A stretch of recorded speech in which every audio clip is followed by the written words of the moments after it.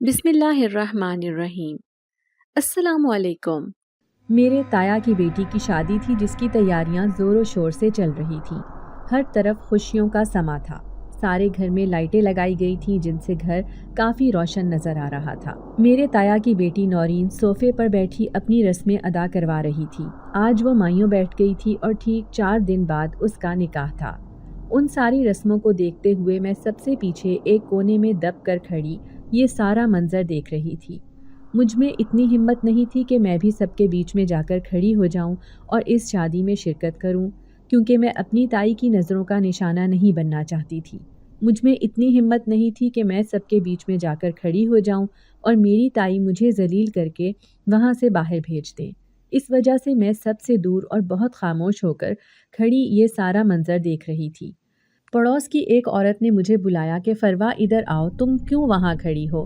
آ کر تم بھی اپنی کزن کو تھوڑی سی ہلدی لگا دو، پھر تو وہ مائیوں بیٹھ جائے گی اور کچھ ہی دنوں میں بیاہ کر یہ گھر چھوڑ کر چلی جائے گی۔ میں نے منع بھی کیا مگر وہ زبردستی مجھے نورین کے پاس لے کر جانے لگی تاکہ میں اس کے ہاتھوں پر ہلدی لگا سکوں۔ میری چھوٹی کزن نے جان بوجھ کر میرے کپڑوں پر ہلدی لگا دی۔ وہ میرے سامنے سے ایسے ہلدی اٹھا کر گزری کہ میرے کپڑے خراب ہو جائیں۔ اس کی حرکت سے میں واقف تھی، اس نے یہ سب کچھ جان بوجھ کر ہی کیا ہے۔ میری آنکھوں میں آنسو تیر آئے تھے۔ ویسے تو کہنے کو اس گھر کا فرد تھی مگر کہیں بھی مجھے کسی بھی محفل میں شامل نہ کیا جاتا تھا۔ میں خود کو سمیٹتی ہوئی وہاں سے جانے لگی۔ میرا نام فروا ہے۔ میں 22 سال کی ایک یتیم لڑکی ہوں۔ میری تائی اٹھتے بیٹھتے مجھے بس ایک ہی بات کا طعنہ دیتی رہتی ہیں کہ تو منحوس ہے۔ تیری پیدائش کے فوراً بعد ہی تیرے ابا کا انتقال ہو گیا، یعنی تو ان کے لیے سبز قدم ثابت ہوئی ہے۔ یہ تو آج تک میں نہیں جان پائی تھی کہ میرے ابو کا انتقال کس وجہ سے ہوا تھا۔ بس میں یہ سنتی آ رہی تھی کہ میں ایک یتیم لڑکی ہوں اور میری پیدائش کے وقت میرے باپ کا انتقال ہوا تھا۔ میں اس وقت صرف 1 ماہ کی تھی۔ میری امی اس وقت چلے میں تھیں۔ ان کے لیے یہ صدمہ کافی گہرا تھا کہ ایک چھوٹی سی بچی کی پیدائش پر ہی اس کا باپ انتقال کر گیا تھا۔ میں ابھی پورے 40 دن کی بھی نہ ہوئی تھی کہ امی کی طبیعت ایک رات ایسی بگڑی کہ ان کے دماغ کی نس پھٹ گئی۔ یوں بھری دنیا میں مجھ جیسی ننھی سی جان کو اکیلا چھوڑ کر وہ بھی اس دنیا سے رخصت ہو گئی۔ ماں اور باپ دونوں کی وفات کے بعد مجھ پر صحیح سے توجہ نہ دی جا رہی تھی، اسی لیے میری طبیعت بھی اب خراب رہنے لگی تھی۔ مجھے میری تائی نے پالا تھا اور یہ ان کا مجھ پر سب سے بڑا احسان تھا کہ انہوں نے مجھے پال پوس کر جوان کیا تھا۔ تایا تو شروع سے ہی شوگر کے مریض تھے، ان سے زیادہ چلا بھی نہ جاتا تھا اور اکثر انہیں دمہ کا اٹیک بھی ہو جاتا تھا جس وجہ سے وہ کہیں بھی جانے سے گریز کرتے تھے، بلکہ اکثر ہی اپنے کمرے تک محدود رہتے تھے۔ وہ جب بھی باہر نکلتے یا پھر کسی ڈسٹ والی جگہ پر جاتے تو انہیں بری طرح سے کھانسی گھیر لیتی، پھر کھانس کھانس کر ان کا برا حال ہو جاتا تھا، اسی لیے وہ ہمیشہ خود کو اپنے کمرے میں ہی بند رکھا کرتے تھے۔ زیادہ تر گھر کے کسی بھی قسم کے مسئلے کو تایا جان سے ڈسکس نہیں کیا جاتا تھا، کیونکہ ذرا سی بحث کرنے پر بھی ان کا سانس بری طرح سے پھول جاتا تھا اور انہیں استھما کے اٹیک کا بھی خطرہ لاحق ہوتا تھا، اسی لیے تائی انہیں ہمیشہ گھر کے سارے مسئلے مسائل سے دور ہی رکھتی تھی۔ گھر کے سارے فیصلے تائی خود ہی کیا کرتی تھی۔ اللہ نے مجھے بہت خوبصورتی سے نوازا تھا۔ میں دیکھنے میں بے حد خوبصورت تھی۔ میں بالکل اپنی ماں پر گئی تھی۔ آس پاس کی عورتیں مجھے بتاتی کہ تمہاری ماں بھی اتنی ہی خوبصورت تھی جیسے تم۔ یوں مجھے ہر کوئی اپنی ماں کی پرچھائی کہتا تھا۔ میں جب بھی شیشے کے سامنے کھڑی ہوتی تو مجھے اپنی ماں یاد آ جاتی۔ پھر میں سوچنے لگتی کہ کیا واقعی میں میری ماں مجھ جیسی دکھتی ہوگی؟ میں نے تو بچپن میں ہی اپنی ماں اور باپ دونوں کو کھو دیا تھا۔ مجھے نہیں معلوم تھا کہ وہ دونوں کیسے دکھتے ہوں گے، مگر مجھے آس پڑوس کی عورتیں یہی بتاتی کہ میں بالکل اپنی ماں پر گئی ہوں۔ یہ بات مجھے بہت خوشی دیتی تھی۔ کبھی کبھی تو ایسا ہوتا کہ جو کوئی مجھے دیکھتا تو فوراً پہچان جاتا کہ میں فاطمہ کی بیٹی ہوں، کیونکہ ہر کوئی یہی کہتا کہ میں ہوں بہو اسی کی طرح دکھتی ہوں۔ میرے ابو کی 2 بڑی زمینیں تھیں جن کا پیسہ ہر سال میرے نام پر ٹرانسفر کیا جاتا تھا۔ میرے تایا نے میرے نام پر ایک اکاؤنٹ کھلوایا ہوا تھا جس میں وہ ساری رقم جمع ہو رہی تھی، کیونکہ وہ زمین بہت اچھا پیسہ کما رہی تھی۔ میری تائی کو یہ بات ہرگز بھی پسند نہ آتی تھی کہ میں کھانا تو ان کے گھر میں کھاتی ہوں اور رہتی بھی یہی ہوں، تو اس حساب سے وہ سارا پیسہ گھر کے خرچے میں لگا دینا چاہیے، مگر تایا ابو اس بات سے صاف انکار کر دیتے کہ یہ میرے مرے ہوئے بھائی کی بیٹی ہے، میں اس کا حق کسی کو بھی مارنے نہیں دوں گا۔ ان کے دل میں میرے لیے کہیں نہ کہیں رحم باقی تھا، مگر میری تائی تو یہ سب سن کر جل بھن جاتی تھی۔ وہ اپنے شوہر کو ہمیشہ سمجھاتی تھی کہ اپنی بیٹیوں کے لیے بھی کچھ جمع کرو، جبکہ تایا ابو ایک سرکاری ملازم تھے۔ ان کا شروع سے ہی کسی کاروبار میں انٹرسٹ نہیں تھا، وہ تو بس جاب کر کے ہی گھر چلانا چاہتے تھے، جبکہ میرے ابو کی سوچ ایسی تھی کہ انہوں نے شروع سے ہی کاروبار میں ہاتھ ڈالا ہوا تھا اور اللہ کے فضل و کرم سے ان کے کاروبار میں بہت برکت ہوئی تھی۔ ہمارے گھر میں پیسے کی کوئی کمی نہ تھی، مگر نہ جانے کیوں ابو کی وفات اتنی جلدی ہو گئی اور میں ماں باپ کے مہربان سائے سے ہمیشہ کے لیے دور ہو گئی۔ میری 2 ہی کزنز تھیں، ایک مجھ سے بڑی نورین اور دوسری مجھ سے چھوٹی مہرین۔ نورین کی عمر 25 سال تھی، میری 22 سال اور مہرین کی عمر 18 سال۔ میں ایک بات کچھ دنوں سے محسوس کر رہی تھی کہ مہرین ہم سب سے بہت فاصلہ اختیار کرنے لگی ہے، بلکہ شام ہوتے ہی وہ چھت کا رخ کر لیتی ہے۔ ہمارا گھر بہت بڑا تھا، اس حساب سے ہماری چھت بھی کافی بڑی تھی۔ اس پر 2 کمرے بھی بنے ہوئے تھے اور باقی سارا صحن کھلا ہوا تھا۔ میں تو ہمیشہ سے ہی چھت پر جانے سے ڈرتی تھی، مگر مہرین مجھ سے چھوٹے ہوتے ہوئے بھی شام ہوتے ہی چھت پر چلی جاتی تھی۔ پہلے ایک دن میں نے اس بات کا پتہ لگانے کے لیے مہرین کا پیچھا کیا تو مجھے یہ معلوم ہوا کہ مہرین تو کسی لڑکے کے چکر میں پڑی ہوئی ہے۔ وہ اس سے چھپ چھپ کر فون پر باتیں کرنے کے لیے ہی چھت پر جاتی ہے۔ یہ سن کر تو میرے اوسان خطا ہو گئے کہ کتنی کم عمری میں ہی مہرین غلط راہ پر چل نکلی ہے۔ ویسے تو میری دونوں کزنز مجھے منہ نہیں لگاتی تھی، لیکن پھر بھی میرے دل میں کہیں نہ کہیں اس کے لیے نرم جذبہ تھا۔ میں نہیں چاہتی تھی کہ اس کی زندگی یوں اس طرح سے برباد ہو، اسی لیے میں اس بات کا پتہ لگانا چاہتی تھی کہ آخر اس کے دماغ میں کیا چل رہا ہے۔ پھر ایک دن جب وہ فون پر بات کر رہی تھی تو میں نے اس کے منہ سے سنا، جب وہ فون پر کسی سے کہہ رہی تھی کہ میں 2 لاکھ کا بندوبست جلد ہی کر دوں گی، تمہیں فکر کرنے کی ضرورت نہیں ہے۔ نہ جانے وہ کس کو 2 لاکھ روپے جمع کر کے دے رہی تھی۔ اب نورین کی شادی بھی سر پر تھی اور اس بیچ مہرین نہ جانے کیا کھچڑی پکا رہی تھی۔ یہ کوئی نہیں جانتا تھا، یہاں تک کہ میں بھی نہیں، کیونکہ میں ابھی تک یہ بات جان ہی نہیں پائی تھی کہ مہرین سے بات کرنے والا شخص کون ہے۔ پھر اگلے ہی دن مجھ پر حیرت کے پہاڑ ٹوٹ پڑے جب میں نے مہرین کو اپنی ماں کے دراز میں سے کچھ رقم نکالتے ہوئے دیکھا۔ اس نے وہ رقم اپنے پرس میں ڈالی اور بڑی سی چادر اوڑھ کر داخلی دروازے سے باہر چلی گئی۔ میں سمجھ گئی تھی کہ مہرین وہی رقم لے کر جا رہی ہے جو وہ کسی سے فون پر ڈسکس کر رہی تھی۔ وہ یقیناً کسی غلط راستے پر نکل پڑی تھی، مگر اسے روکنا بھی ضروری تھا۔ اس کی ماں تو ہر وقت مجھ پر جلتی بھنتی تھی، اسے اپنی بیٹیوں پر نظر رکھنے کا وقت ہی کہاں تھا۔ وہ تو بس میری ہی ہر بات سے کیڑے نکالنے میں مصروف رہتی تھی۔ شام کے وقت میں صحن میں جھاڑو لگا رہی تھی کیونکہ سارے گھر میں ہوا چلنے کی وجہ سے درخت کے پتے پھیل گئے تھے۔ گھر کی صفائی تو ویسے بھی میں ہی کیا کرتی تھی، مجھے کام کرنا اچھا لگتا تھا اور صفائی سے تو میرا خاص لگاؤ تھا، مجھے کہیں بھی گندگی پسند نہیں تھی۔ پھر تائی امی نے مجھے آ کر کہا کہ لڑکی بات سنو۔ میں نے منہ اٹھا کر ان کی طرف دیکھا تو وہ کہنے لگی کہ نورین کی شادی سر پر ہے، تم جاؤ اسٹور کی صفائی کرو اور جو بھی کاٹ کباڑ وہاں رکھا ہے اسے نکال کر باہر پھینک دو تاکہ کچھ سامان رکھنے کا اسپیس ہو۔ جو سامان میں نورین کے جہیز میں دینا چاہتی ہوں وہ لا کر پہلے وہاں رکھنا چاہتی ہوں، کیونکہ گھر میں اور کہیں رکھنے سے وہ سامان خراب ہو جائے گا، اسی لیے میں اسے تالا بند کر کے اسٹور میں ہی رکھنا چاہتی ہوں۔ میں نہیں چاہتی کہ میری بیٹی کے جہیز کا سامان یہاں وہاں خراب ہوتا رہے، اسی لیے تم پہلے سے اچھی طرح اسٹور کی صفائی کر دو اور خبردار مجھے کہیں بھی گندگی یا پھر مٹی نہیں دکھنی چاہیے۔ اسٹور کے جالے بھی اچھی طرح سے صاف کر دینا۔ یہ اسٹور بہت بڑا تھا، 2 کمروں کے جتنا کشادہ۔ میں جیسے ہی اسٹور میں داخل ہوئی اور صفائی کرنا شروع کی تو مجھے ایک عجیب سی گھٹن کا احساس ہونے لگا۔ اس میں لائٹیں تو جل رہی تھیں لیکن پھر بھی میرا دم گھٹنے لگا تھا۔ میں نے جیسے ہی اوپر بنا ایک خانہ کھولا تو میرے منہ سے ایک زوردار چیخ نکلتے نکلتے بچی، کیونکہ وہاں پر تو ایک زخمی، لمبا، موٹا، سنہرے رنگ کا سانپ بیٹھا ہوا تھا جسے کافی زیادہ گہری چوٹیں آئی ہوئی تھیں۔ اس کا کافی خون بہہ رہا تھا۔ میں نے جب اس کی آنکھوں میں دیکھا تو اس سانپ کی آنکھوں سے آنسو بہتے ہوئے محسوس ہو رہے تھے۔ میں نے اپنی پوری زندگی میں سانپ نہیں دیکھا تھا، میرا یہ سانپ سے پہلی مرتبہ سامنا ہوا تھا۔ یہ سانپ سنہری رنگ کا تھا اور بہت بڑا تھا، مگر وہ اس گول دائرے میں خود کو سمیٹ کر بیٹھا ہوا تھا۔ جب اس پر روشن دان سے آتی ہوئی روشنی پڑی تو اس کے رنگ میں مزید اضافہ ہو گیا اور وہ چمکیلا محسوس ہونے لگا۔ میں نے فوراً ایک ٹوکری اٹھائی اور اس میں ایک کپڑا رکھا۔ پھر جیسے ہی وہ ٹوکری اس سانپ کے قریب کی تو وہ اس نرم کپڑے پر خود کو رینگتا ہوا آ گیا۔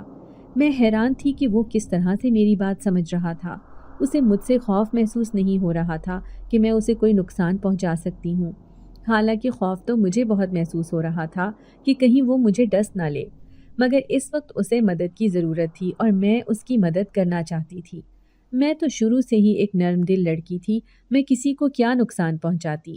شاید وہ سانپ میری بات کو محسوس کر چکا تھا کہ میں اس کا خیال رکھ رہی ہوں اور اسے کوئی نقصان نہیں پہنچا سکتی ہوں۔ میں نے اس سانپ کو اٹھا کر سامنے پڑے صندوق پر رکھ دیا اور جلدی سے اس کے لیے ہلدی والا دودھ بنانے کے لیے کچن میں چلی گئی۔ میں نے ایک گلاس دودھ فریج سے نکالا، اسے چولہے پر چڑھایا اور اس میں 2 چمچ بھر کے ہلدی کے ڈال دیے۔ اب اس میں اچھی طرح سے ابال آ گیا تھا۔ وہ دودھ میں نے ایک برتن میں نکالا اور سیدھا اسٹور روم میں چلی گئی۔ پھر اس سانپ کے سامنے میں نے وہ برتن رکھ دیا۔ میں بہت غور سے اس سارے منظر کو دیکھ رہی تھی جب اس سانپ نے وہ سارا دودھ ختم کر لیا۔ اب اس سانپ کی حرکت سے ایسا محسوس ہو رہا تھا کہ جیسے اس کے درد میں کافی کمی آ گئی تھی۔ میں اس سانپ کو وہیں چھوڑ کر اسٹور روم کی صفائی کرنے لگی جب اچانک ہی مجھے اپنے پیچھے کسی کی آہٹ سنائی دی۔ میں نے مڑ کر دیکھا تو میرے اوزان خطا ہو گئے، کیونکہ میرے پیچھے تو اب ایک لڑکا کھڑا ہوا تھا۔ اس کی آنکھیں بالکل ویسی تھیں جیسے کچھ دیر پہلے میں نے اس سانپ کی آنکھیں دیکھی تھی۔ وہ لمبا چوڑا وجود رکھنے والا سفید رنگت کا لڑکا میرے پیچھے ہی کھڑا تھا، مگر حیرت کی بات یہ تھی کہ اس کی گردن پر بری طرح سے چوٹ آئی ہوئی تھی۔ میں اس سے کہنے لگی کہ کون ہو تم اور یہاں کیسے آئے؟ تمہیں اندر کس نے آنے دیا؟ میں بری طرح سے بوکھلا گئی تھی تو اس نے مجھے کہا کہ مجھ سے ڈرو نہیں، میں تمہیں کوئی نقصان نہیں پہنچانے آیا، بلکہ میں تو خود ایک مصیبت میں پھنسا ہوا تھا۔ تم نے مجھے ہلدی والا دودھ پلا کر مجھ پر بہت بڑا احسان کیا ہے، جس سے میری طاقت کچھ بحال ہو گئی ہے۔ پھر میں اس سے کہنے لگی کہ تمہاری باتیں میری سمجھ سے باہر ہیں۔ میں نے کب تمہیں ہلدی والا دودھ دیا؟ تم یہ کیسی باتیں کر رہے ہو اور کون ہو تم؟ یہاں سے چلے جاؤ خدا کے لیے، اگر تائی نے تمہیں یہاں دیکھ لیا تو وہ مجھے جان سے مار دیں گی۔ پھر وہ مجھے کہنے لگا کہ اچھا ٹھیک ہے، تم گھبراؤ نہیں، میں ابھی یہاں سے چلا جاتا ہوں۔ میں نے اپنا منہ پھیر لیا کیونکہ مجھے اس لڑکے سے بہت خوف محسوس ہونے لگا تھا کہ اگر تائی نے اس لڑکے کو میرے ساتھ اس بند اسٹور روم میں دیکھ لیا تو یقیناً وہ مجھ پر کوئی گھٹیا الزام لگا دیں گی، مگر یہ لڑکا کون تھا میں نہیں جانتی تھی۔ میں نے پیچھے پلٹ کر دیکھا تو وہ لڑکا اب وہاں پر موجود نہیں تھا اور نہ ہی اس ٹوکری میں سانپ بیٹھا ہوا تھا۔ میں جلدی سے اس ٹوکری کے قریب آئی اور سانپ کو تلاش کرنے لگی جو زخمی حالت میں ابھی یہاں پر بیٹھا ہوا تھا۔ میں نے اس کپڑے کو ہٹایا اور اوپر نیچے کر کے اس ٹوکری میں سانپ دیکھنے لگی، مگر اب تو وہ وہاں پر موجود ہی نہیں تھا۔ پھر میں نے ہر جگہ تلاش کر لیا، مگر وہ سانپ مجھے کہیں بھی دکھائی نہ دیا۔ میں فوراً باہر نکلی تو تائی میرے سامنے ہی کھڑی تھی۔ انہیں دیکھ کر میرے پیروں تلے سے زمین نکل گئی، کیونکہ میں جان چکی تھی کہ تائی نے یقیناً اس لڑکے کو ہی یہاں سے نکلتے ہوئے دیکھا ہوگا۔ اب تو مجھے اپنی شامت آتی ہوئی اپنے سر پر محسوس ہو رہی تھی۔ پھر تائی غور سے مجھے سر سے لے کر پیروں تک دیکھنے لگی اور کہنے لگی کہ کیا ہوا ہے، اتنی گھبرائی ہوئی کیوں ہو؟ میرے ہاتھ سے وہ صفائی والا کپڑا گر گیا۔ میں نے فوراً سے جھک کر وہ اٹھایا اور تائی سے کہنے لگی کہ میں تو گھبرائی ہوئی نہیں ہوں، بس تھوڑی سی تھک گئی ہوں۔ تائی مجھے شرر بار نگاہوں سے گھورتی ہوئی وہاں سے گزر گئی۔ اس کا مطلب تھا کہ تائی نے اس لڑکے کو وہاں سے نکلتے ہوئے نہیں دیکھا تھا۔ پھر وہ لڑکا آخر کون تھا اور کہاں چلا گیا تھا؟ تائی نے اس کے متعلق مجھ سے کوئی بھی سوال نہیں کیا۔ پھر اگلے دن پڑوس کی ایک عورت ہمارے گھر آئی اور تائی سے کہنے لگی، کل ہمارے گھر میں ایک بہت بڑا موٹا سانپ نکل آیا تھا، میرے بیٹے نے اسے بری طرح زخمی کیا، مگر نہ جانے وہ کہاں غائب ہوا، ہم نے تو بہت تلاش کر لیا مگر وہ ہمیں کہیں بھی نہیں ملا۔ میں جو صفائی کرنے میں مگن تھی اس بات پر چونک کر اس عورت کی طرف دیکھنے لگی۔ اس کا مطلب تھا کہ اس عورت کے بیٹے نے ہی اس سانپ کو زخمی کیا تھا۔ اس سانپ کی آنکھوں میں مجھے صاف صاف بدلے کی آگ دکھائی دے رہی تھی، مگر اب وہ نہ جانے کہاں چلا گیا تھا، مجھے نہیں معلوم تھا۔ پھر رات کو تھک کر جب میں اپنے بستر پر لیٹی تو مجھے اس لڑکے کا خیال آیا جو اسٹور روم میں میرے سامنے کھڑا تھا۔ میں سوچنے لگی کہ وہ سانپ اور وہ لڑکا ایک ہی وقت میں غائب ہوئے۔ کیا وہ لڑکا وہ سانپ لینے آیا تھا یا اس کا اس سانپ سے کوئی گہرا تعلق تھا؟ انہی سوچوں میں گم تھی کہ اچانک مجھے اپنے بیڈ کے نیچے ہلکی ہلکی آہٹ محسوس ہوئی۔ جب میں نے بیڈ کے نیچے جھانک کر دیکھا تو میری آنکھیں پھٹی کی پھٹی رہ گئی، کیونکہ وہ سانپ تو بالکل میرے بستر کے نیچے رینگ رہا تھا۔ میں جلدی سے اٹھی اور اسے بہت غور سے دیکھنے لگی۔ وہ اپنی زبان بار بار باہر نکال رہا تھا۔ اس کا مطلب تھا کہ اسے بھوک لگی تھی۔ میں فوراً سے گئی اور دودھ نکال کر اپنے کمرے میں آ ہی رہی تھی کہ تائی نے مجھے بازو سے پکڑ کر روک لیا اور کہنے لگی، تمہاری ہمت کیسے ہوئی؟ یہ دودھ کا گلاس لے کر کمرے میں جا رہی ہو؟ اس کا مطلب ہے کہ تم ہم سب کو سلا کر سارا دودھ ختم کر دیتی ہو، اسی لیے تو اتنی سفید رنگت ہو گئی ہے تمہاری۔ ہم سب سے چھپ چھپ کر تم دودھ پیا کرتی ہو۔ میں تائی سے کیا کہتی کہ میں یہ دودھ سانپ کے لیے لے کر جا رہی ہوں۔ تبھی دروازے پر دستک ہوئی۔ رات کے 11 بج رہے تھے۔ تائی نے کہا کہ اس وقت کون ہو سکتا ہے؟ میں بھی تائی کے پیچھے پیچھے چلی گئی اور دیکھنا چاہا کہ دروازے پر کون ہے۔ تبھی دروازہ کھولتے ہی جو شکل میرے سامنے تھی وہ دیکھ کر تو میں حیران رہ گئی، کیونکہ یہ تو وہی لڑکا تھا جو کل مجھے اس اسٹور روم میں ملا تھا۔ پھر تائی نے اس سے پوچھا کہ تم کون ہو؟ تو وہ کہنے لگا کہ میں ایک مسافر ہوں اور مجھے کافی بھوک لگ رہی ہے، کیا میں ایک رات یہاں پر گزار سکتا ہوں؟ وہ دیکھنے میں اتنا حسین تھا کہ تائی اسے اندر لانے پر مجبور ہو گئی۔ اس کے سوٹ بوٹ کو دیکھ کر تو تائی حیران رہ گئی تھی۔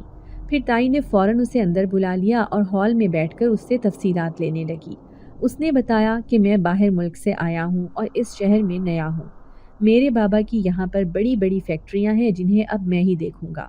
تائی ان کی اتنی دولت کا سن کر جیسے ہڑبڑا گئی تھی۔ پھر اس نے بتایا کہ میں یہاں سے گزر رہا تھا تو میرا کار ایکسیڈنٹ ہو گیا اور میری کار بری طرح سے ڈیمیج ہو گئی۔ مجھے بھی کافی چوٹیں آئی ہیں جس کی وجہ سے میں آگے نہیں جا سکتا۔ یہ گھر سامنے نظر آیا تو میں اسی میں مدد لینے چلا آیا۔ تائی بہت خوش ہونے لگی اور اسے کہنے لگی کہ کوئی بات نہیں بیٹا، جب تک تم ٹھیک نہیں ہو جاتے تب تک میں تمہیں یہاں سے جانے نہیں دوں گی۔ تائی کا بس نہیں چل رہا تھا کہ وہ ابھی مہرین کو اٹھا کر یہاں لے آئے اور اس لڑکے کی خدمت پر لگا دے۔ میں جو ہاتھ میں دودھ پکڑے کھڑی تھی، تائی نے فوراً مجھ سے دودھ لیا اور اس لڑکے کے سامنے پیش کر دیا۔ اس نے ایک ہی سانس میں وہ دودھ پی لیا اور کہنے لگا کہ میرے سر پر کافی گہری چوٹیں آئی ہیں، میں کچھ دیر آرام کرنا چاہتا ہوں۔ تائی نے اسے میرے کمرے میں بھیجا اور کہنے لگی یہیں پر لیٹ جاؤ۔ پھر تائی مجھے کہنے لگی کہ جلدی جاؤ، اسٹور سے وہ نیا والا کمبل نکال کر لے آؤ اور اس لڑکے کو دے دو۔ میں حیران ہوئی کہ اب میں کہاں سوؤں گی، جبکہ میرے کمرے میں تو تائی نے اس لڑکے کو بھیج دیا تھا۔ یہ لڑکا یقیناً کوئی اجنبی نہیں تھا، کیونکہ کل ہی تو اس لڑکے کو میں نے اسٹور روم میں دیکھا تھا۔ مجھے اس لڑکے پر اب بہت غصہ آنے لگا تھا۔ یہ جان بوجھ کر کیوں انجان بن رہا تھا اور یہ ہمارے گھر میں کیوں گھس آیا تھا؟ میں اس اسٹور روم میں گئی اور وہاں سے کمبل نکالا۔ تب تک تائی بھی یہاں سے جا چکی تھی۔ میں نے کمبل لا کر اس لڑکے کو دے دیا۔ پھر اچانک مجھے خیال آیا کہ میں تو اس زخمی سانپ کے لیے دودھ لینے گئی تھی۔ میں نے فوراً ہی جھک کر بیڈ کے نیچے دیکھا تو وہ لڑکا بری طرح سے ہنسنے لگا۔ میں اسے کہنے لگی کہ ہنسو نہیں، یہاں پر ایک سانپ بیٹھا ہے، میں اسے ہی ڈھونڈ رہی ہوں۔ تو وہ کہنے لگا کہ میں ڈر نہیں رہا، بلکہ تمہیں اس سانپ کو تلاش کرنے کی ضرورت نہیں ہے، کیونکہ وہ اب تمہارے سامنے انسانی شکل میں بیٹھا ہوا ہے۔ اس کی یہ بات سننا تھا کہ میرا وجود بری طرح سے کانپنے لگا۔ کیا واقعی یہ وہی سانپ تھا جو اب ایک لڑکے کی صورت میں میرے سامنے بیٹھا تھا؟ تو وہ کہنے لگا زیادہ سوچو مت، کل اسٹور روم میں تم نے مجھے ہی دودھ دیا تھا اور پھر میں انسانی شکل میں تمہارے سامنے آیا تھا، مگر وہاں تم نے مجھے ڈانٹ کر بھگا دیا تھا۔ میں حیرت سے آنکھیں پھاڑے پھاڑے اس لڑکے کو گھورنے لگی۔ اس کی گردن پر تو واقعی وہی نشان تھے جو اس سانپ کی گردن پر تھے۔ تائی نے اسے تو میرا کمرہ دے دیا تھا، مگر اب میرے لیے مشکل بن گئی تھی کہ میں کہاں سوؤں۔ پھر میں بغیر کوئی بات کیے وہاں سے الٹے قدم باہر نکل آئی اور اس کا کمرہ بند کر دیا۔ ہال میں ایک چادر بچھا کر میں صوفے کے سامنے ہی لیٹ گئی۔ میں سوچنے لگی کہ اس لڑکے کا ہمارے گھر میں کیا کام ہے اور یہ مجھے اپنی سچائی کیوں بتا رہا تھا۔ ہمارا یہ بڑا سا گھر ایسی جگہ پر واقع تھا جس کے سامنے تو بہت سارے گھر بنے ہوئے تھے اور آبادی تھی، مگر اس کے پیچھے بہت ساری زمینیں تھیں اور ایسا لگتا تھا جیسے کہ جنگل ہے۔ میں جب بھی چھت پر جا کر اس کی منڈیر سے پیچھے دیکھتی تو مجھے بہت ساری زمینیں دکھائی دیتی تھیں۔ یہ سانپ یقیناً وہاں سے آیا تھا، مگر اپنے دل میں کیا مقصد لے کر آیا تھا یہ میں نہیں جانتی تھی۔ پھر میں سوچنے لگی کہ اس پڑوسن کے بیٹے نے اس سانپ کو زخمی کیا تھا تو یقیناً یہ اسے چھوڑے گا نہیں۔ کیا وہ ہمیں اس سے بدلہ لینے کے لیے ڈھال بنا رہا تھا یا پھر اس کا مقصد کچھ اور تھا؟ یہ سب سوچیں سوچ ہی رہی تھی کہ کچھ ہی دیر کے بعد مجھے نیند آنے لگی تو میں کروٹ بدل کر سونے لگی، مگر نہ جانے کیوں مجھے ایسا محسوس ہو رہا تھا کہ کوئی ہلکی سی آواز آ رہی ہو۔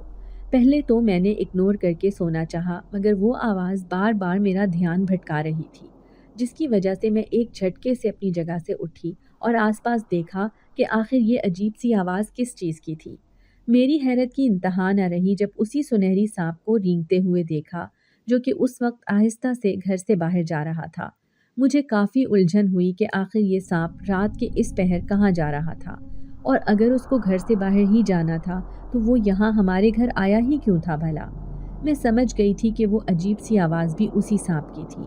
میں نے اپنا دوپٹہ درست کیا اور اس سانپ کا پیچھا کرتے ہوئے آگے بڑھی، مگر تب تک وہ داخلی دروازے کے نیچے سے جا چکا تھا۔ میں اس کے پیچھے جانا چاہتی تھی تاکہ دیکھ سکوں کہ آخر وہ اتنی رات کو کہاں جا رہا تھا، مگر رات کے وقت تائی اس دروازے کو اچھے سے بند کر کے تالا لگا دیا کرتی تھی، اس لیے میں مایوس ہو کر واپس آ گئی۔ مگر ایک دم سے ذہن میں جھماکا ہوا تو بھاگتی ہوئی اوپر چھت پر گئی اور وہاں منڈیر پر کھڑی ہو کر دیکھا، کیونکہ ہمارے گھر کی منڈیر سے ارد گرد کا سارا نظارہ دکھائی دیتا تھا۔ میں نے آگے کی طرف جھک کر غور کیا تو وہ سانپ آہستہ سے رینگتا ہوا پڑوس میں جا رہا تھا۔ میں سمجھ گئی کہ یہ یقیناً ان کے بیٹے سے اپنا انتقام لینے جا رہا ہوگا۔ مجھے بہت خوف محسوس ہو رہا تھا، کیونکہ یہ پڑوس والوں کا بیٹا کوئی عام بندہ نہ تھا، بلکہ ایک بہت ہی طاقتور انسان تھا۔ ہمارے علاقے کے سب لوگ اس سے کافی ڈرتے تھے۔ یہ سانپ بھی اسی آدمی سے بہت بری طرح مار کھا کر زخمی ہو چکا تھا۔ اب مجھے یہی ڈر تھا کہ کہیں اس دفعہ وہ اس سانپ کو جان سے نہ مار ڈالے۔ میں اس سے آگے کچھ نہیں دیکھ سکتی تھی، اس لیے خاموشی سے واپس آ کر اپنے بستر پر لیٹ گئی تھی۔ کچھ ہی دیر میں میری آنکھ لگ گئی تھی۔ اگلے ہی دن میری آنکھ کھلی تو گھر میں ایک کوہرام مچا ہوا تھا، کیونکہ تائی شور مچا کر مہرین کو کہہ رہی تھی کہ جلدی سے اس امیر لڑکے کے لیے تم سوپ بنا کر اس کو کمرے میں دے آؤ اور اس سے بات چیت بڑھاؤ۔ یہ ایک بہت بہترین موقع ہے تمہارے پاس اتنے امیر لڑکے کو اپنی قسمت میں لکھنے کا۔ تائی یہ سب باتیں اپنی بیٹی مہرین کو کہہ رہی تھی، جبکہ میں نے مہرین کے چہرے پر صاف قسم کی بیزاری دیکھی۔ مجھے اس کے خوف زدہ ہونے کی وجہ اچھے سے پتہ تھی، اس لیے مجھے معلوم تھا کہ وہ کسی صورت اس لڑکے کے لیے سوپ نہیں بنانے والی تھی۔ تائی نے مجھے کچن میں آتے دیکھا تو جلدی سے سوپ بنانے کا حکم دیا اور میرے بنائے ہوئے سوپ کو لے کر اس لڑکے کے پاس گئی۔ میں بھی دیکھنا چاہتی تھی کہ آخر اس لڑکے کا حال کیسا تھا۔ کمرے میں گئی تو ایک دم سے میں نے اپنے چہرے پر ہاتھ رکھ لیا، کیونکہ اس لڑکے کی ٹانگ کافی زیادہ زخمی ہو چکی تھی اور اب تو اس کے چہرے پر بھی خراشیں آئی ہوئی تھیں۔ تائی نے جب اس سے پوچھا کہ بیٹا یہ سب کچھ آخر کیسے ہوا تو وہ کہنے لگا کہ کل میں غلطی سے باتھ روم میں پھسل گیا تھا، اس لیے چوٹ آ گئی۔ تائی نے جلدی سے مجھے ہلدی والا دودھ لانے کا کہا اور خود اس کے لیے بکرے کی یخنی پکانے چلی گئی۔ میں جب اس پراسرار لڑکے کے لیے ہلدی والا دودھ لائی تو اس نے ایک ہی سانس میں پی لیا۔ جب میں نے اس سے پوچھا کہ کل رات تم کہاں گئے تھے تو پہلے تو وہ ایک لمحے کو گھبرا گیا، پھر کہنے لگا کہ ایسے ہی چکر لگانے نکلا تھا، میرا اس کمرے میں دل بند ہو رہا تھا۔ مجھے اس لڑکے پر کافی شک تھا، اس لیے میں نے سوچ لیا تھا کہ اس کا اصل مقصد جان کر ہی رہوں گی۔ مجھے بعض دفعہ ایسا لگتا تھا کہ جیسے اس لڑکے کی آنکھوں میں ایک عجیب سا درد ہو، وہ اپنے اندر بہت سے راز لیے ہوئے تھا۔ دوپہر کے بعد اس لڑکے نے کچھ دیر آرام کا کہہ کر اپنا کمرہ اندر سے بند کر دیا تھا۔ میں اوپر چھت پر کپڑے تار پر ڈال رہی تھی کہ اچانک سے میری نظر نیچے گئی تو وہ لڑکا سانپ کا روپ اختیار کرتا وہاں سے جا رہا تھا۔ میں نے پھرتی سے کپڑے ڈالے اور نیچے آ کر تائی کو بازار سے سامان لانے کا کہتی اس سانپ کا پیچھا کرنے لگی۔ وہ سانپ زمینوں کی طرف جا رہا تھا۔ میں نے اپنا چہرہ اچھے سے چھپا لیا تھا کہ کہیں کوئی مجھے یہاں پر پہچان نہ لے۔ وہ سانپ کھیتوں سے گزرتا ہوا کسی بہت ہی سنسان سی جگہ پر آ گیا تھا، جہاں پر کوئی موجود نہ تھا۔ میں ادھر ادھر دیکھنے کی کوشش کر رہی تھی کہ آخر وہ یہاں پر کس لیے آیا تھا کہ ایک دم سے میری نظر ایک طرف بنے حجرے پر گئی۔ یہ اسی پڑوس والوں کے بیٹے کا حجرہ تھا جس کا نام عاصم تھا۔ اس حجرے کے ساتھ ہی اس کی بہت ساری زمینیں تھیں۔ مجھے حیرت ہوئی کہ آخر وہ یہاں پر کیوں آیا تھا۔ میں نے آہستہ سے اس سانپ کا پیچھا کیا جو کہ اب حجرے کی دیوار پر بنی ایک چھوٹی سی کھڑکی سے اندر گھس رہا تھا۔ میں بھی اس کھڑکی سے جھانکنے لگی۔ اندر کا منظر دیکھ کر مجھ پر آسمان ٹوٹ پڑے تھے، کیونکہ سامنے ہی عاصم ایک چارپائی پر بیٹھا ہوا تھا۔ اس کے ہاتھ میں ایک بہت بڑا بین تھا جس کو وہ مسلسل بجاتا جا رہا تھا۔ اس کے آگے بہت سارے سانپ بین کی آواز پر مدہوش ہوتے ناچ رہے تھے۔ میں نے عاصم کے پیچھے کچھ ہٹے کٹے مردوں کو دیکھا جنہوں نے کالے رنگ کے ہی لباس پہن رکھے تھے، اور وہ سب کے سب بھی عاصم کے آگے ایسے کھڑے تھے جیسے اس نے ان کو بھی اپنے وش میں کر رکھا ہو۔ میں یہ حقیقت جان کر دنگ رہ گئی تھی کہ وہ ایک بہت بڑا سپیرا تھا اور اس نے بہت سارے سانپوں کو اپنے وش میں کیا ہوا تھا۔ میں نے اس سانپ کو دیکھا جس کا پیچھا کرتے میں یہاں آئی تھی، تو وہ مجھے ایک طرف جھاڑیوں میں چھپا ہوا ہی دکھائی دیا۔ وہ اپنے آپ کو ظاہر نہیں ہونے دے رہا تھا۔ مجھے یہ سب سمجھ میں نہ آیا، مگر ایک عجیب سا خوف محسوس ہوا۔ وہ سپیرا جوں ہی اس طرف دیکھنے لگا تو میں ایک دم سے نیچے ہو گئی تھی، کیونکہ اس کی غصے سے بھری آنکھیں دیکھ کر میرا دل بہت تیزی سے دھڑکنے لگا تھا۔ جلدی سے وہاں سے ہٹ کر میں کچھ فاصلے پر کھڑی ہو گئی تھی تاکہ پتہ لگا سکوں کہ آخر یہاں کیا ہو رہا تھا۔ مجھے اتنا تو سمجھ آ رہا تھا کہ یہاں پر یہ سپیرا کوئی بہت بڑا عمل کر رہا تھا۔ میں وہاں پر کھڑی ہی تھی کہ وہ سانپ وہاں سے نکلا۔ میں اس کی آنکھوں میں آنسو دیکھ کر چونک گئی۔ اس دفعہ تو وہ سانپ چھپ کر ہی وہاں پر سب کچھ دیکھ رہا تھا۔ مجھے اس کی تکلیف کی اصل وجہ جاننی تھی، مگر وہ کسی کو کچھ بھی نہ بتاتا تھا۔ میں جلدی سے گھر آ گئی تھی، مگر اس سانپ کو پہلے سے گھر پر موجود دیکھ کر دنگ رہ گئی، جو مجھ سے پہلے ہی اپنے کمرے میں موجود تھا۔ اس سانپ کے پاس کچھ پراسرار طاقتیں موجود تھیں جن کی مدد سے وہ پلک جھپکتے میں گھر آ چکا تھا۔ تائی اس کی آؤ بھگت میں ہی لگی ہوئی تھی۔ میں تایا کے کمرے میں گئی تاکہ ان کو کھانا دے سکوں، مگر وہاں پر ان کو زمین پر گرا دیکھ کر مجھ پر تو جیسے قیامت ٹوٹ پڑی تھی، کیونکہ وہ زمین پر بے ہوش پڑے تھے۔ میں ان کے پاس گئی تو ان کے منہ سے سفید جھاگ نکل رہی تھی۔ میں نے جلدی سے ان کی نبض دیکھی تو وہ ساکت تھی، جبکہ ان کی آنکھیں کھلی ہوئی تھیں۔ میں تایا کو آوازیں دیتی رہی، مگر وہ ہمیشہ کے لیے اس دنیا سے جا چکے تھے۔ میں نے ان کے سامنے پڑا کھانے کا ٹرے دیکھا جس میں سے انہوں نے چند نوالے لیے ہوئے تھے۔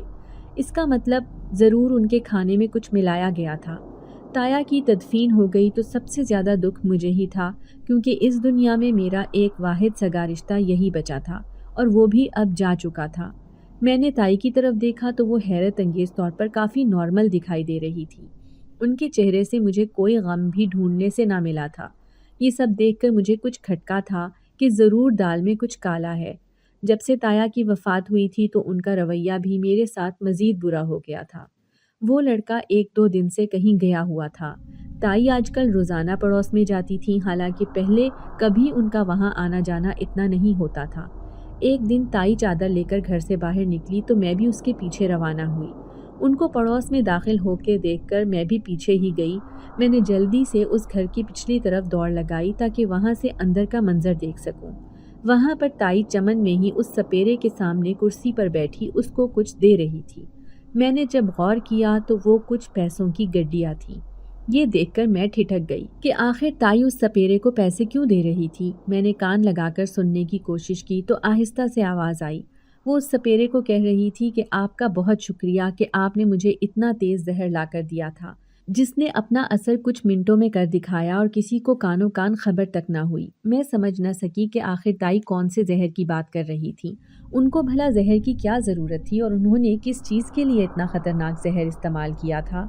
وہ سپیرا پیسے گننے کے بعد کہنے لگا کہ یہ میرا کام ہے، اس میں شکریہ کی کیا بات، بس میرے پیسے مجھے برابر مل جانے چاہیے۔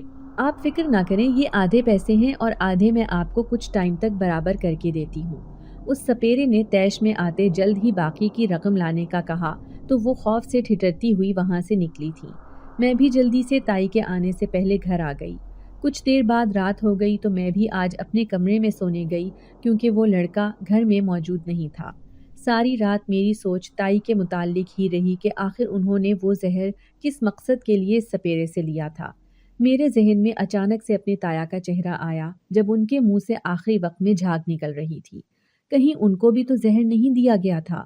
تائی بھی تایا کی موت پر کچھ خاص غمگین نہ ہوئی تھی، اور اب یہ زہر خریدنے کا معاملہ مجھے بہت کچھ سوچنے پر مجبور کر رہا تھا۔ میری آنکھوں سے اپنے پیارے تایا کو یاد کر کے آنسو نکل آئے تھے، جن کو کتنی بے رحمی سے مارا گیا تھا۔ کچھ ہی دیر میں میری آنکھ لگ گئی اور میں نیند کی وادیوں میں چلی گئی تھی۔ تائی کی بیٹی نورین کی شادی چونکہ تایا کی موت کی وجہ سے کچھ آگے کر دی گئی تھی، تو اب پرسوں اس کی بارات تھی، جس کی تیاریاں کرنے کے لیے تائی نے سارے کام مجھ سے کروائے۔ وہ لڑکا بھی اچانک سے ایک دن آ گیا تھا۔ تائی اس کے آگے پیچھے ہی پھر رہی تھی۔ میں نے دل میں اس کو اکیلا پا کر بات کرنے کا سوچ رکھا تھا، مگر مجھے موقع ہی نہیں مل رہا تھا۔ تائی اس کو 1 منٹ کے لیے بھی اکیلا نہیں چھوڑ رہی تھی۔ بارات کا شور اٹھا اور تائی مہمانوں کو دیکھنے جو ہی ایک طرف گئیں تو میں نے اس لڑکے کو دیکھا جو کہ ایک طرف کونے میں کھڑا تھا۔ میں نے اس کی آنکھوں میں شعلے نکلتے دیکھے، وہ بہت زیادہ غصے سے کسی کو دیکھ رہا تھا۔ میں نے اس کی آنکھوں سے نکلتی آگ کو دیکھا اور اس کی نظروں کے تعاقب میں دیکھ کر دنگ رہ گئی، کیونکہ وہ سپیرا مہمانوں کے ساتھ ہی گھر میں آیا ہوا تھا، یقیناً تائی نے ہی بلایا ہوگا۔ میں نے اس لڑکے کو آہستہ سے اسٹور روم میں آنے کا کہا اور وہاں پر آ گئی۔ اس نے مجھے دیکھ کر پوچھا کہ کیا ہوا ہے، تم اتنی پریشان کیوں لگ رہی ہو؟ میں نے اس کو تائی اور اس سپیرے کی ملاقات کے بارے میں بتایا تو وہ کچھ دیر کے لیے خاموشی سے مجھے دیکھتا رہا، پھر اس نے کہا وہ سپیرا ہمیشہ سے بہت ہی اعلیٰ قسم کا زہر لاکھوں روپے میں بھیجتا ہے۔ یہ زہر وہ 100 سالہ پرانے اچھا دھاری ناگوں سے نکال کر بیچتا ہے۔ میں نے اس سے پوچھا کہ یہ زہر وہ کیسے نکالتا ہے، کیونکہ میں نے تو سن رکھا تھا کہ اچھا دھاری ناگ کافی طاقتور ہوتے ہیں، جن کا زہر نکالنا کوئی عام بات نہیں ہوتی تھی۔ وہ کسی صورت بھی انسانوں کے قابو میں نہیں آتے تھے، کیونکہ ان کے پاس 100 سال کے بعد بے شمار بھیانک طاقتیں آ جاتی تھیں، جس کی وجہ سے وہ اپنا روپ بھی بدل سکتے تھے۔ میں نے اس سے پوچھا کہ پھر وہ یہ سپیرا یہ کیسے زہر جمع کر لیتا تھا، تو اس نے کہا کہ وہ کوئی عام سپیرا نہ تھا۔ میں اس سے آگے بھی پوچھنا چاہتی تھی، مگر وہ ایک دم سے اپنا روپ بدلتا سانپ بن چکا تھا۔ وہ جلدی سے وہاں سے فرار ہو گیا تو میں ایک دم سے تائی کی چھنگاڑتی آواز پر اچھلی۔ یہ تم کس کے ساتھ بات کر رہی تھی لڑکی؟ میں نے ان کو ڈرتے ہوئے کہا کہ تائی، میں تو کسی سے بات نہیں کر رہی تھی۔ وہ مجھے ایک دم ادھر ادھر دیکھ کر احتیاط سے کہنے لگی کہ مجھے کچھ پیسوں کی ضرورت ہے، تم اپنے اکاؤنٹ سے مجھے کل تک پیسے نکال کر ہر صورت لا کر دو گی۔ میں نے ان سے جب پوچھا کہ آپ کو کتنے پیسے چاہیے تو انہوں نے 15 لاکھ کہا۔ میں نے تو سوچا کہ اتنے تو سارے پیسے میرے اکاؤنٹ میں تھے، اگر میں ان کو دے دیتی تو میرے پاس تو ایک ڈھیلا نہ بچتا۔ میں نے انہیں کہا تائی اتنے تو ابھی میرے پاس نہیں ہے، مگر یہ سنتے ہی انہوں نے میرے بال پکڑ لیے اور کہنے لگی کہ بدبخت لڑکی، اب تو مجھے انکار کرے گی، میرے ہی ٹکڑوں پر پل کر اب تو مجھے انکار کرے گی؟ تیرے پیسوں پر سب سے پہلا حق میرا ہی ہے، چپ چاپ کل مجھے پیسے لا کر دے ورنہ دھکے دے کر اس گھر سے نکال دوں گی۔ میں نے روتے ہوئے اس بات میں سر ہلایا، میرے پاس اس کے سوا اور کوئی چارہ نہ تھا، اس لیے مجھے ان کو حامی بھرنی پڑی تھی۔ پھر جب بارات کے بعد سب مہمان چلے گئے تو میں ہال میں ہی صوفے کے پاس چادر ڈال کر لیٹ گئی، کیونکہ وہ لڑکا ادھر میرے کمرے میں ہی تھا۔ مہرین تائی سے اپنی سہیلی کے گھر کا کہہ کر گئی ہوئی تھی، مگر مجھے پورا یقین تھا کہ وہ اپنے عاشق سے ملنے گئی تھی، کیونکہ شام کو ہی وہ کسی سے فون پر بات کر رہی تھی۔ میں سونے لیٹی ہی تھی کہ اچانک سے مجھے رات کے سناٹے میں بین کی آواز آئی تو ایک دم اٹھ کر بیٹھ گئی۔ میرا دھیان اس سپیرے کی طرف گیا تھا۔ مجھے سمجھ نہ آیا کہ آخر وہ رات کے اس وقت کیوں بین بجا رہا تھا۔ میں اس تیز آواز سے تنگ آتی اٹھی اور چھت پر دیکھنے گئی۔ منڈیر پر کھڑے ہو کر دیکھا تو وہ سپیرا ہمارے گھر کے سامنے کھڑا تھا اور مسلسل وہ عجیب سی دھن بجا رہا تھا۔ یہ دھن سن کر میرے سر میں عجیب قسم کا درد جاگ رہا تھا۔ میں کانوں پر ہاتھ رکھتی ہوئی نیچے آئی۔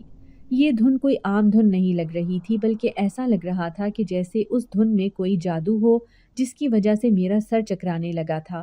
میں نیچے آئی تو آواز تھوڑی کم ہوئی، مگر اپنے کمرے کے قریب سے گزرتے ہوئے دھڑام کی آواز پر چونک گئی۔ کچھ ٹوٹنے کی آواز تھی۔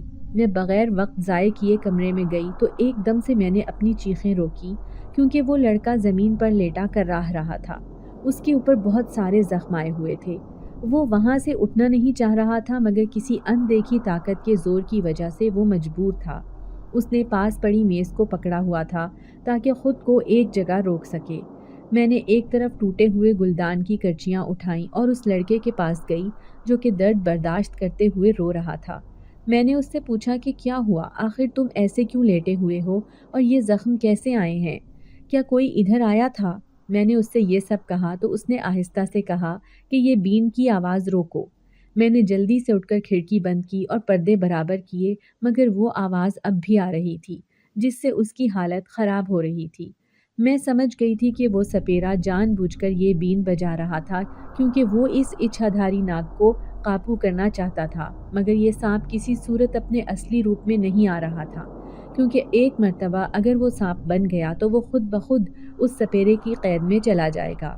اس بین کی آواز میں ایک ایسا جادو تھا جس سے اس لڑکے کے جسم پر زخم آتے جا رہے تھے، جن سے نکلتا خون کمرے میں ہر طرف پھیل رہا تھا۔ میں نے جلدی سے الماری سے کچھ پٹیاں نکالی اور اس لڑکے کے زخموں پر باندھ دی تاکہ ان سے مزید خون نہ نکلے۔ اس کے بعد میں نے اپنا دوپٹہ اچھے سے لیا اور بیٹھ کر سورۃ جن کی تلاوت شروع کر دی، کیونکہ یہ سورت مجھے زبانی یاد تھی۔ میرے تایا نے مجھے کہا تھا کہ سورۃ جن پڑھنے سے تمام جادوئی طاقتیں ختم ہو جاتی ہیں۔ جوں جوں میں پڑھتی جا رہی تھی تو میں نے اس لڑکے کو پرسکون ہوتے دیکھا۔ اس کے زخموں سے اب خون نکلنا بند ہو گیا تھا۔ اس بین کی آواز اب آنا بند ہو گئی تھی، جس کا مطلب تھا کہ اس سپیرے کو بھی سمجھ آ گئی تھی کہ اس کے جادوئی بین کی دھن کا اثر اب اس سانپ پر نہیں ہو رہا تھا۔ وہ لڑکا اب آرام سے اٹھ کر بستر پر لیٹ چکا تھا، تو میں نے اس سے پوچھا کہ آخر یہ سپیرا کیوں تمہارے پیچھے پڑا ہوا ہے؟ اس نے کہا وہ مجھے بھی میرے پورے خاندان کی طرح اپنے وش میں کرنا چاہتا ہے تاکہ میرا زہر نکال سکے، جس طرح اس نے میرے پورے خاندان کو قید کر رکھا ہے۔ میں نے اس سے کہا کہ تم نے ان کو کبھی آزاد کروانے کی کوشش کیوں نہیں کی؟ تو اس نے کہا کہ وہ ہر دفعہ مجھے اپنی جادوئی دھن سے زخمی کر دیتا ہے۔ آج بھی رات کو وہ اسی وجہ سے آیا تھا تاکہ مجھے سانپ کے روپ میں ڈھال کر قید کر لے، پھر میرا زہر نکال کر وہ مجھے ایک زندان میں ہمیشہ کے لیے بند کر دیتا۔ میرا پورا خاندان وہیں پر ہے، مگر آج جب تم نے سورۃ جن پڑھی تو یہ جادو کم ہو گیا تھا۔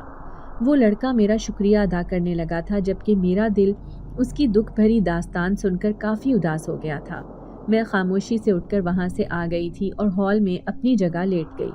اگلے دن تائی نے مجھے زبردستی بینک سے پیسے نکالنے بھیجا تو مجھے جانا پڑا۔ میری ساری جمع پونجی تائی لے چکی تھی۔ وہ پیسے لے کر تائی اس سپیرے کے گھر گئی اور تائی نے وہ پیسے دے کر اس سپیرے سے مزید زہر بھی لے کر آئی تھی۔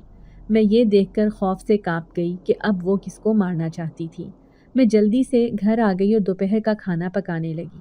جب کھانا تیار ہو گیا تو تائی نے مجھے کمرے میں جانے کا کہا کہ آج وہ خود دیکھ لیں گی۔ میں سر جھٹک کر کمرے میں آ گئی، مگر کچھ دیر بعد جب تائی کو اپنے لیے ٹرے میں اپنے لیے کھانا لاتے دیکھا تو میری حیرت کی انتہا نہ رہی۔ وہ مجھے یہ کھانا پورا ختم کرنے کا کہہ کر چلی گئی۔ مجھے بھوک لگی تھی، اس لیے جلد ہی وہ کھانا کھانے ہی لگی تھی کہ ایک دم سے مجھے ایک زوردار جھٹکا لگا، جس کی وجہ سے وہ پورا ٹرے زمین پر گر گیا اور وہ سارا کھانا ضائع ہو گیا۔ میں نے خوف سے کانپتے ہوئے دیکھا تو وہ وہی سانپ تھا جو کہ فوراً سے لڑکے کا روپ دھار چکا تھا۔ میں نے اس سے پوچھا کہ یہ سب کیوں کیا تم نے؟ اس نے کہا تمہاری تائی نے اس میں زہر ملایا تھا، اگر تم وہ کھاتی تو 5 منٹ کے اندر اندر مر جاتی۔ مجھے اپنی تائی سے نفرت ہونے لگی تھی، جو تایا کو مارنے کے بعد اب مجھے بھی مارنا چاہتی تھی۔ میں نے اس سانپ کا بھی شکریہ ادا کیا کیونکہ اس نے میری جان بچائی تھی۔ اس سانپ نے مجھے کہا کہ آج ساری رات مجھے سورۃ جن کی تلاوت کرنی ہوگی تاکہ وہ اچھا دھاری سانپ اپنے خاندان کو اس سپیرے کی قید سے آزاد کروا سکے۔ میں راضی ہو گئی تھی کیونکہ اس سانپ نے میری مدد بہت دفعہ کی تھی۔ اب میرا فرض تھا اس کو اس مصیبت سے نکالنا۔ میں جلدی سے وضو کر کے آئی اور سورۃ جن کی تلاوت شروع کر دی۔ آج اماوس کی خاص رات تھی جس میں نے پوری رات جاگ کر تلاوت کی اور وہ سانپ اپنی بھیانک طاقتوں کو استعمال کرتے ہوئے اس سپیرے کی قید سے اپنے پورے خاندان کو آزاد کروا چکا تھا۔ ان سب نے مل کر ایک ساتھ اس سپیرے پر حملہ کیا اور اس کو ختم کر دیا تھا۔ اس سانپ نے میری مدد کے بدلے میں مجھے ڈھیر سارا خزانہ دیا تھا اور ایک عالیشان بنگلہ بھی دیا جس میں اب رہا کرتی تھی۔ وہ اپنی دنیا میں جا چکا تھا۔ تائی اپنی بیٹی کے گھر سے بھاگ جانے کے غم سے پاگل ہو چکی تھی اور میں اب ایک پرسکون زندگی گزارنے لگی۔ اگر آپ کو آج کی ہماری کہانی پسند آئی ہے تو اسے لائک کیجیے اور اپنے پیاروں کے ساتھ شیئر کیجیے، اور ہاں، اگر آپ نے ابھی تک ہمارا چینل سبسکرائب نہیں کیا تو ضرور کیجیے۔ ملتے ہیں کل ایک نئی اور دلچسپ کہانی کے ساتھ، تب تک کے لیے اللہ حافظ۔